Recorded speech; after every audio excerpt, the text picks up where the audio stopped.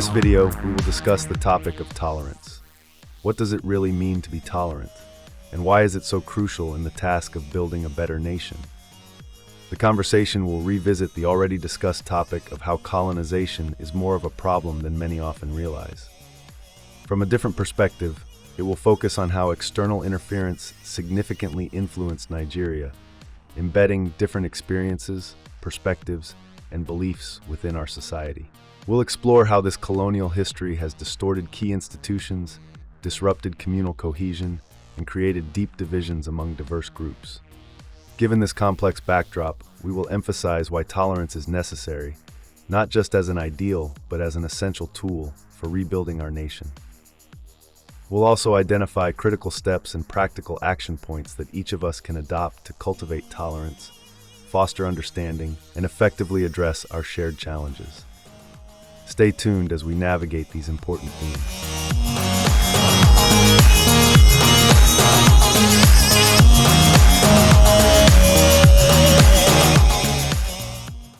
Welcome back. If you are new here, please subscribe and follow us on all NEAT social media platforms at neatcommunity.ng. Also, it will be nice if you can turn on the notification icon so you can get notified each time we upload new content. There are a number of topics we need to cover, so rest assured we will be uploading new content every week. NEAT is an acronym for Nigerians Engineering Astounding Tomorrow. It is an initiative designed to bring together young and intelligent Nigerians who have what it takes to look beyond the challenges and divisions in the country and formulate a plan that would transform the nation and follow through with the plan. Now, back to the conversation of today. We are discussing tolerance. Why are we talking about tolerance? Because, like many other seemingly simple terms we will be discussing in the future, tolerance is very key in any effort to turn the nation around. There is hardly a model for building a new Nigeria, or even any other nation for that matter, that tolerance will not feature heavily. It is very, very important and useful in the effort of transformation, especially in an environment such as Nigeria, where different opinions, perspectives, and viewpoints exist. In one of the videos in the past, it was mentioned that transforming Nigeria from what it is currently to what it could be is not an easy and simple task. Apart from having the intention, which in all honesty many people do have, there is the issue of strategy, and of course the clarity of the context of the problems. If this is the first of our videos you are watching, it is important that after this, you watch all the other previous contents. Without knowledge of what was discussed in those videos, the arguments and postulates, or let me say positions and assertions in this video, may be quite complex to follow. For example, one premise established in one of the past videos which we're building on in this video is the notion that the Nigeria that you see today is not a product of any careful or well thought out design. Another way to put it is that the Nigeria you see today, including businesses, organizations, government bodies, or associations, did not emerge from any carefully thought out plan. Most of them arose haphazardly as output of the reaction to the imposed economic model of extracting natural and human resources away from the land to the international economy by the colonial system. It means that every other thing emerged as a support system to that extractive economic model. This includes the views that people hold, the way people think, the way people perceive others, as well as what defines value for people. Another important element of what had been said before is that this model of extracting resources, along with the other things that have been produced out of it, such as internal disputes, fraudulent business dealings, animosity against each other, political manipulations, use of force and coercions to drive outcomes and decisions, also denatured the existing institutions. It helped, or better still, it is helping to turn the existing institutions such as families, tribes, clans, and other pre-existing institutions into relics or shadows. Communities are no longer what they used to be, let alone what they can be. The same with families, clans, and other institutions. Also, as discussed before, this also means religious institutions are no longer what they were and several miles away from what they can be. For the institutions in particular, the biggest part of this is the disconnection of individuals from the institutional value and purpose. We'll discuss this in detail in upcoming videos. But for now, the key thing you should know is that the Nigeria you see today, thanks to the extractive model ideology, features a world where all or most of us are disconnected from our institutional values and identities. Instead of being parts and components of an institution that existed before and ensuring the institution exists after, most of us are now configured to see ourselves differently. We assume that our lives are in isolation and do not have anything to do with the whole where we belong. Instead of seeing ourselves as a leaf, a branch, a root, or a fruit in a tree, our default reasoning is to assume ourselves the tree itself. We hardly ask the question of how we became a tree in 2025, or whatever year you are watching this. Is it possible to have a tree that has its own identity different from what it was called? Basically, can a mango tree exist somewhere and not be called mango?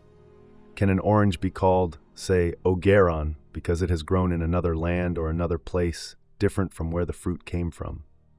You know the answer is no. Where a tree grows does not disconnect it from its original identity. It is very, very important for you to bear this in mind, because this information, like many others, is very critical local wisdom that one could say is indispensable in the effort to build a better nation. Another thing to note here, as part of this information, is that the value or identity of a tree is not the leaf that could fall off any time, or the fruit that could be eaten, or even the seed that could germinate elsewhere, but the connectivity of all the different parts into the whole.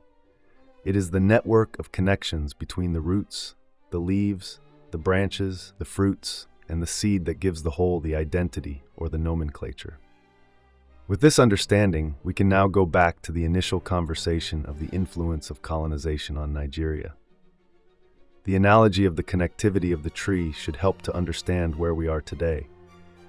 A scenario where the tree now finds it difficult to thrive. Rather than carefully cutting down the tree, it was instead obstructed from living freely. While in its location, the roots became obstructed from drawing from the natural resources. The same with the leaves, they too became shrouded from the sunlight, while any fruit and seed generated is either destroyed or taken away to a land where it cannot germinate. To put it in another way, everything that should have helped the tree to grow, shine, and bear fruit as it should be, has been turned to make sustenance difficult for the tree. This is the reality of the Nigerian situation and the impact of colonization. Every pre-existing institution has been confined in a very difficult situation. Now we can have a completely different argument on if those who designed and initiated the colonization understood it to this point, or they didn't actually mean all this. But that argument will not change the reality that what they started several years ago isn't easing anytime soon. Instead of easing out, it is getting worse. The environment each day is reacting to this reality, and each reaction is complicating the situation. Each day, that ideology of extracting both natural and human resources away is gaining more traction than any other thing. For example, the number of people, or the percentage of Nigerians serving the international market today, is much higher than what it was several years ago, and this will likely continue. While many do not realize, each of those increases equates to increased stability and prosperity of the international market ahead of the local. Talking about the local, in fact, each of those migrations is only aiding the distortion of the local institutions. As a result, for example, nearly every tribe, clan, or kindred that once existed in Nigeria has been reduced to mere historical relics. Instead of viewing them for what they are and were, most people see tribes and communities today as some historical thing, or mere food, clothes, or languages. The notion of togetherness, planning, and surviving together as one entity seems a thing of the past. The concept of community as an economic ideology or philosophy seems to be thrown out of the window. That ability of a community to live together, laugh together, rejoice together, and sustain themselves is what is being affected. Instead of the community being together, they have now been so distorted that they do not even see that not being together is a problem. The people do not realize that this situation, where the governance system that once existed in the community either no longer exists or has been relegated to something that holds no significance, is a big problem. The other part of this problem is that while it is often ignored or downplayed, it is actually affecting every community. The need for all to adjust to the pressure introduced by the colonial system meant that all individuals in the community were affected. They all lost their way and their purpose, often choosing for what they think is self-interest ahead of the communal interest. And in doing that, they only ensured that the problem we're talking about now affected every ethnic community. As things are right now, there is no tribe, community, or people that have not been affected by this. And there is no tribe or community that anyone can say has created such a togetherness and prosperity thanks to the impact of colonization on them. That means that whether people acknowledge it or not, there is no communal institution that has not been disoriented because of colonial interference. No community in Nigeria today can claim not to have been affected by the situation. None can claim to have been excluded from the disorientation and distortion by the colonial system.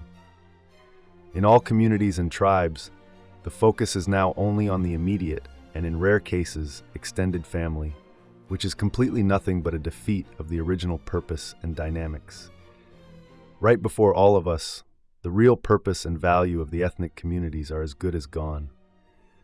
The names of tribes being mentioned today are no longer about any economic power, purpose, or goal, but a mere cultural relic that could fade away in a short while.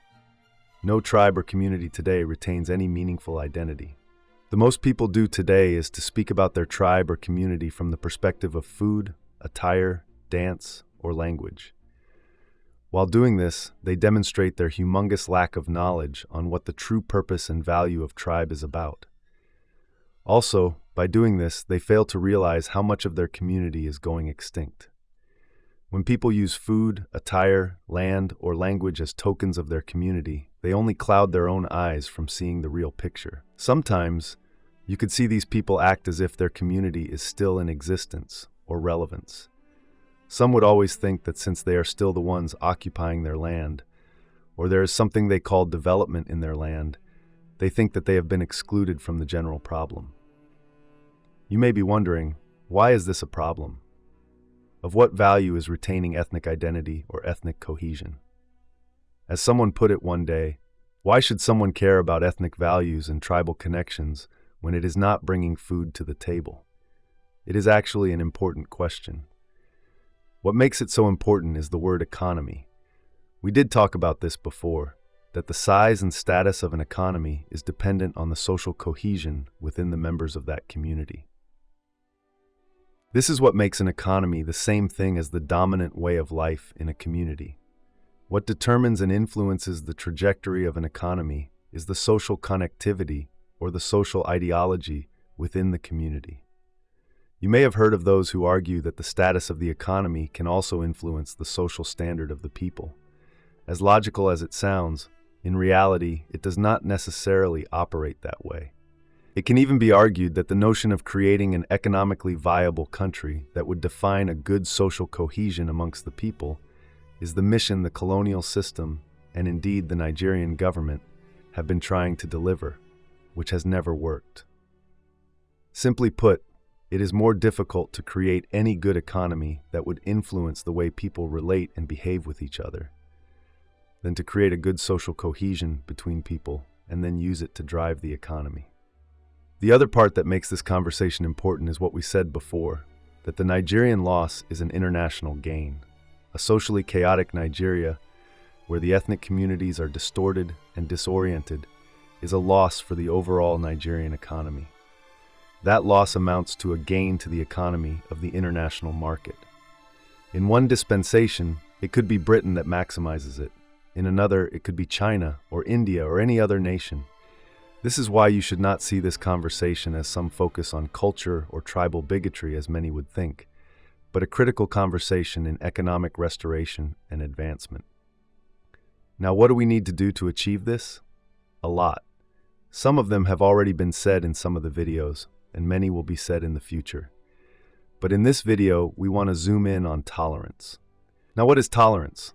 It can be understood as the ability or willingness to understand or conceptualize opinions, beliefs, and behaviors that appear different from ours. The key word here really is understand. It does not necessarily mean to agree or to adopt, but to understand. Take an argument, for example. Someone's argument may seem off, silly, or, as people would always say, stupid. This is a product of lack of tolerance. Most times, people do not wake up to make an argument to demonstrate stupidity. So the conclusion or assertion that someone's argument is stupid is often a demonstration of lack of tolerance to the context of the argument. Let's even assume they made it to be sarcastic, to joke, or even to get another person worked up. It still does not make it stupid. The value and purpose of the information still lie in understanding the intentions and outputs of the message. Without tolerance, it may be difficult to understand and work with another person. It is not just an argument. Even behaviors, beliefs, and schools of thought can be completely different. If they are not approached from the perspective of understanding the key messages beneath the behavior, beliefs, or the utterance, the interaction or relationship may easily be lost. With the way Nigeria is right now, every one of us has been influenced differently. There are those who may have been influenced by purely original African or traditional knowledge and wisdom. For others, it could be purely colonial mindsets, either in politics, governance, or even what they think is religion. Others could have been influenced by the worst of Nigeria's current situation of thuggery, looting, destruction, and the rest. The only reason we have a chaotic nation today is because all these different backgrounds exist together. If the nation featured only one perspective and viewpoint, then there would not have been any issue at all. To untangle this web of different opinions and viewpoints and get everyone, or most people, to converge at the right picture, a lot of tolerance is required. We will need to be able to hear others speak and focus on understanding what they are saying. Of course, this does not mean we must agree with everyone. It means we must understand before disagreeing. The mistake people make most times when interacting with others is to disagree before even understanding the full message. This approach will hardly produce any result in this initiative or even in any effort of building a better nation.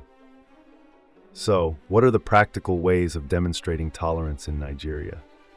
How can people who share two different theological beliefs tolerate each other? How can people who seemingly have two different political interests tolerate each other? What about tribal and ethnic differences? What are the practical ways of doing that? As always, you can share your thoughts in the comment section, but it would be more beneficial if you can hop on the Neat platform and share a more detailed content on these topics. We will discuss more about this in future videos, but for now it is important for you to note that tolerating views, beliefs, and behaviors often requires understanding them. In a conversation, for example, being able to accurately repeat what the person said is one way of demonstrating tolerance for a different viewpoint. But we must bear in mind that understanding and repeating an argument or opinion does not mean agreeing or accepting it. It is only a way of contextualizing the position so the lines of differences and disagreements can be fully established. It means getting to the point where you can say to someone, since this is your argument, this is how I differ from yours.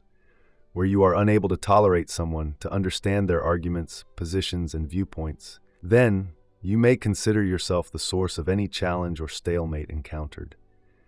Exaggerating the argument or attacking the person are two common ways of showing lack of tolerance. Especially in this project of channeling our nation to the right path, it is really important that we bear this in mind. Before attacking or disagreeing with an opinion, ask yourself the important question. Is this a fair representation of this person's argument? Is this proper understanding of what this person means? It is also important for anyone pushing a narrative to ask themselves the question of whether this narrative can hold counter views. People should ask themselves if an argument is grounded enough to survive counter perspectives. The fact that we all have access to artificial intelligence can be very helpful in this regard, both in critiquing our own thoughts and in distilling the context of other people's messages. While it has its limitations in terms of presenting history as facts, which is another argument altogether, it is very helpful in the area of decomposing or contextualizing an argument or position. The good thing about this isn't just in terms of argument.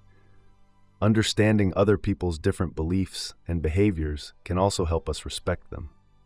We'll also discuss this topic of respect later in the future. For now, remember that tolerance is key in this effort of building a better nation. Nearly everyone has had a traumatic experience thanks to the Nigerian system, and it is until you hear them you will understand their perspective. Thank you, and see you in the next video.